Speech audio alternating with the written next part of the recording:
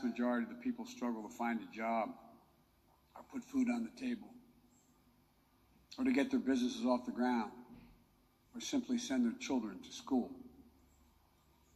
People have taken to the streets in every region to demand that their governments address people's basic needs, give everyone a fair shot to succeed, and protect their God-given rights. And in that chorus of voices, across languages and continents, we hear a common cry, a cry for dignity, simple dignity. As leaders, it's our duty to answer that call, not to silence it. The United States is committed to using our resources and our international platform to support these voices, listen to them, partner with them to find ways to respond that advance human dignity around the world. For example, there's an enormous need for infrastructure in developing countries. But infrastructure that is low quality, or that feeds corruption, or exacerbates environmental degradation may only end up contributing to greater challenges for countries over time. Done the right way, however, with transparent, sustainable investment in projects that respond to the country's needs and engage their local workers to maintain high labor and environmental standards, infrastructure can be a strong foundation that allows societies in low and middle income countries to grow and to prosper. That's the idea behind the Build Back Better world. And together with the private sector and our G7 partners, we aim to mobilize hundreds of billions of dollars in infrastructure investment. We will also continue to be the world's largest contributor to humanitarian assistance, bringing food, water, shelter, emergency health care, and other vital life-saving aid to millions of people in need.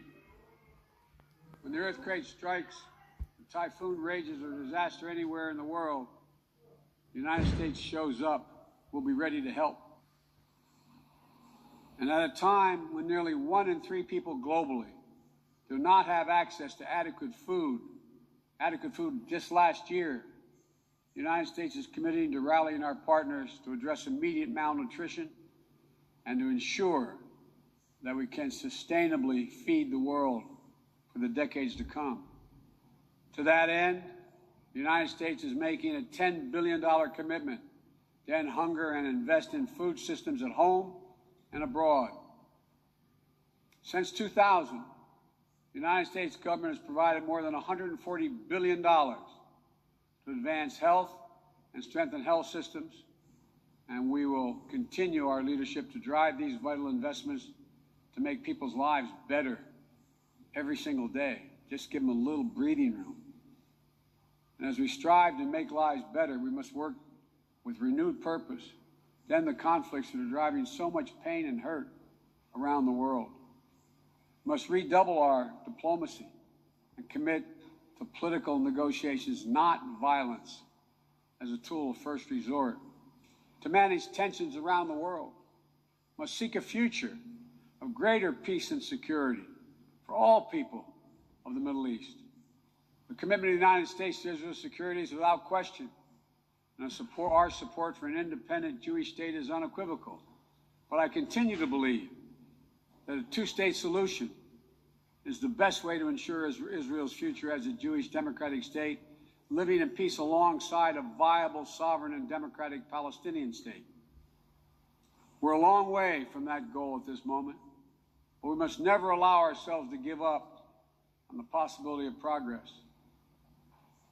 We cannot give up on solving raging civil conflicts, including in Ethiopia and Yemen, where fighting between warring parties is driving famine, horrific violence, human rights violations against civilians, including the unconscionable use of rape as a weapon of war.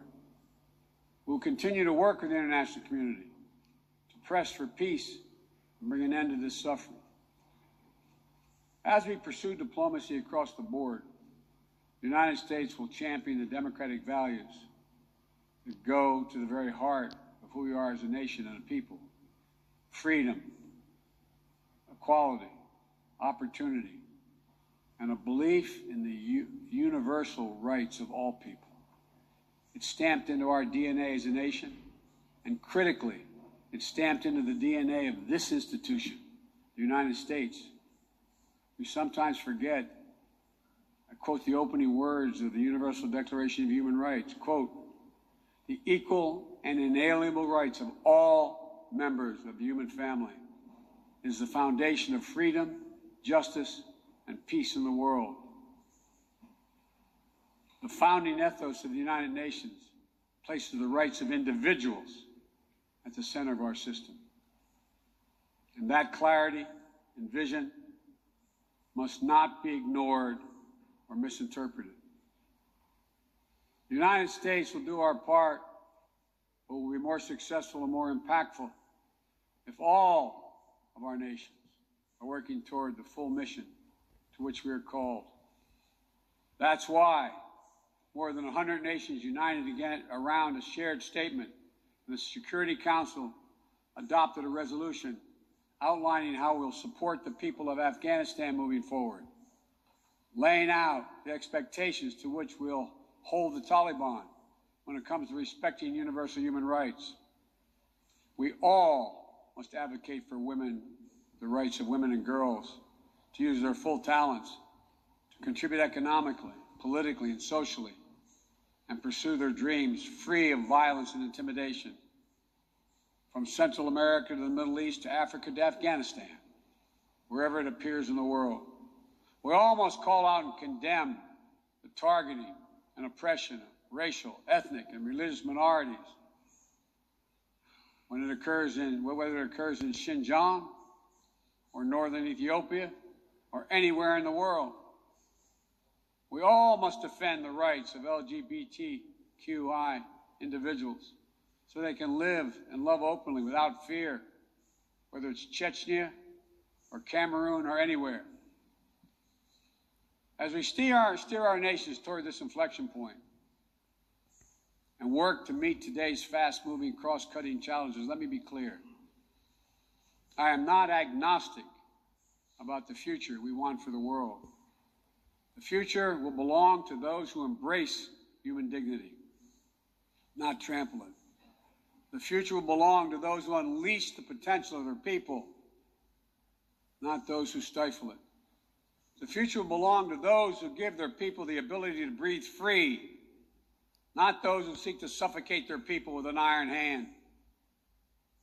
Authoritarianism, the authoritarianism of the world, may seek to proclaim the end of the age of democracy, but they're wrong. The truth is, the democratic world is everywhere.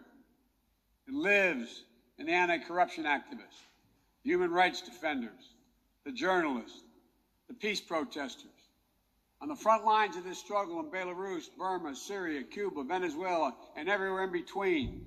It lives in the brave women of Sudan who withstood violence and oppression to push a genocidal dictator from power and who keep working every day to defend their democratic progress.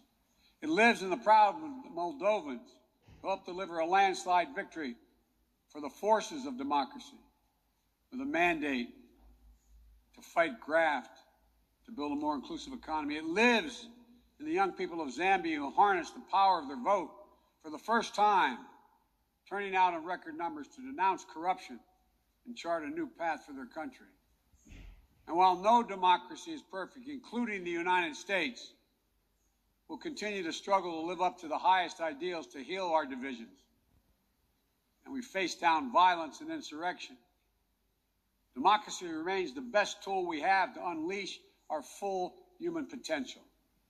My fellow leaders, this is a moment where we must prove ourselves the equals of those who come before us, who with vision and values and determined faith in our collective future built our United Nations, broke the cycle of war and destruction, and laid the foundations for more than 7 decades of relative peace and growing global prosperity.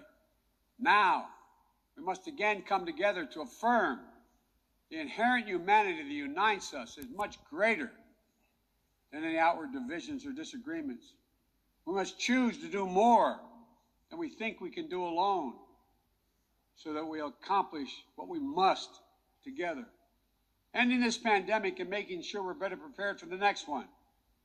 Staving off climactic climate change and increasing our resilience to the impacts we already are seeing.